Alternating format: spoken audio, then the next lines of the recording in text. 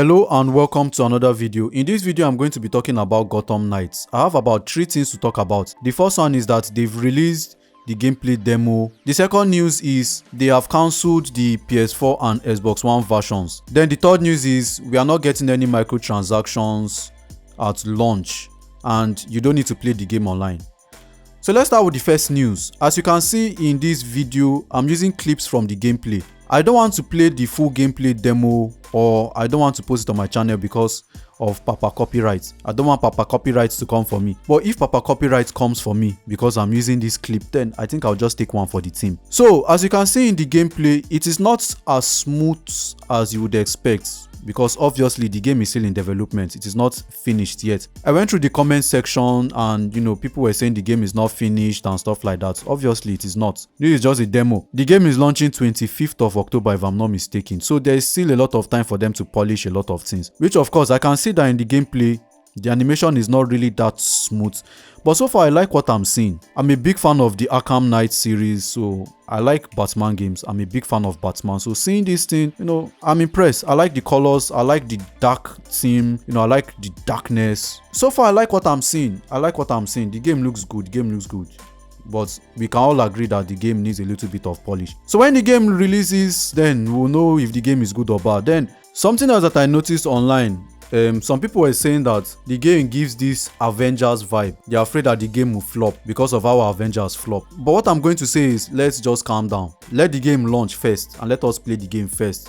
Then we'll know if it's a good game or a bad game. But so far, this is just a gameplay demo. This is not the finished product. This is still work in progress. So I'm not going to judge the game and say, yeah, this is the final product. It's bad. No, let us calm down. Let's not rush into things yet.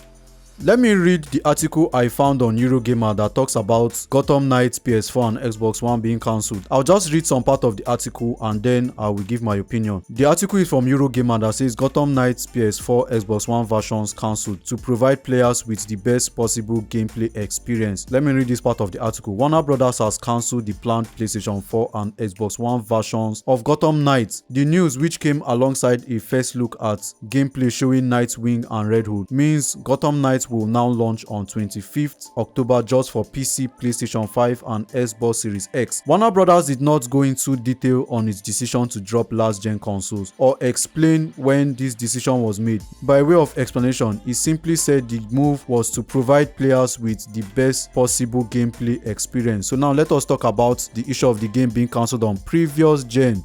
They said they've cancelled the game on Xbox One and PS4. They want to focus on current gen only. When I saw the post on IGN on Facebook, I went through the comment section and a lot of people were saying, just go out and get the new console and stuff like that. It's not that easy. Some people cannot afford the new console, or availability of the console is not like that. In Nigeria, to get stuff like that is not that easy. I'm a Nigerian, so how life is in Nigeria is different from how life is in the US, and how life in India is. It's obviously different from how it is in the US. So it might be easier for people in the US to get it, but for some of us in Nigeria, it's not that easy. You see, this is one of the reasons why I picked PC gaming as my primary gaming platform. I'm not saying PC master race and I don't like console wars. I believe that everybody should play game on any platform that they find convenient for them. For me, PC is more convenient. I first started playing console games on PS1, then we moved to PS2, we skipped PS3, and then we moved to PS4. Growing up, we could not afford all these things. I remember how we had to save money before we were able to buy PS1, and then we had to save money before we were able to buy PS2. So getting consoles for us at that time was not easy, because now we did not have that kind of money. So when all these people would just come out and say, just go and get the new console, not all of us can afford it. Now I can afford to buy stuff like that, so it doesn't mean I should just ignore or discredit or just shit on people that cannot get the new console. I feel your pain. If you are stuck on PS4 or Xbox One, I feel your pain. We are all gamers. If some of my gaming guys are missing out on some of the fun that I'm having, obviously it's going to make me feel bad. I want every gamer to have the same kind of fun I'm having, because we are a community. Also, apart from the issue of affordability, we're also talking about availability. Getting the new generation console is very difficult. But if we want to talk about it from the graphics point of view, we saw the release of Unreal Engine 5 and the wonders of Unreal Engine 5. So I think going forward, developers might want to start focusing on current gen, because we have seen the power of Unreal Engine 5 and how it can push the performance of any hardware. So I think with that kind of power, they might not want to stress older generation consoles, so they might want to start focusing on newer generation consoles. And it's not just Gotham Knight that's being cancelled on previous gen consoles. If you look at the new Need for Speed game that is coming out this year, they said they are going to focus only on current gen consoles. So like I said, I decided to pick PC gaming as my primary gaming platform because of the flexibility. When they say it's not going to release in the previous gen, I know that I'm getting it on PC. Even if the new game will stress my hardware, all I have to do is just go into settings and just drop the graphics settings. Another reason why I picked PC gaming in terms of flexibility is that I can always switch between keyboard and game controller. There are some games that I'm good at playing with just keyboard, and there are some games that I'm very good at playing with just controller. I can't play first person shooter games with game controller. I struggle a lot. If you've watched some of my Halo gameplay, I was using controller and man, my gameplay was terrible. But anytime I play with keyboard, I'm better. I digress. I'm already going off topic.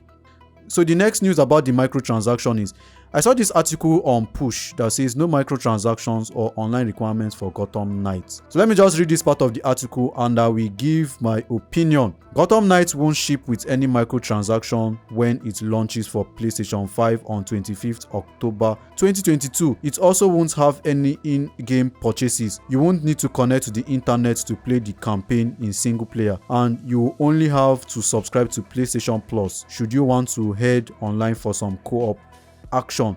All these points have been confirmed on the game's official website on a FAQ page. So I'll drop the link of all the articles if you want to go and read them for yourself. Let me highlight this part. They said when it launches. Gotham Knights won't ship with any microtransaction when it launches, and I hope it will stay that way. I hope they will not eventually add microtransactions or in-app purchases, because I am not a fan of all these things. If I'm paying full price for a game, I don't think I need to start paying any other microtransaction or any other purchases or whatever they call it in the name of skin or dumbass upgrades. You see, that's why I like God of War. No in-app purchases, no DLC. The game was released complete. I don't know why these guys like to make us pay extra for something we've already paid for. Another one is that you don't need to connect to the internet, which is good, because there are some games that when I want to play it, if my internet is bad, the game is a pain in the ass to launch. I have to do a lot of resetting and restarting and relaunching, and it is very stressful. It is very, very, very stressful. So it's a welcome development that you don't need to connect online. Just click and play. Just open and play. So that was all I have for this video. I just saw this news and I decided to share it on my channel. So tell me what you think in the comment section. Are you a PlayStation 4 or Xbox One owner and you cannot get the current gen consoles? Obviously this is bad news. Tell me what you think in the comment section, and so far what do you like about the gameplay demo? Do you like the gameplay demo, or do you think it's trash, or do you think it's fine, or it needs more work? And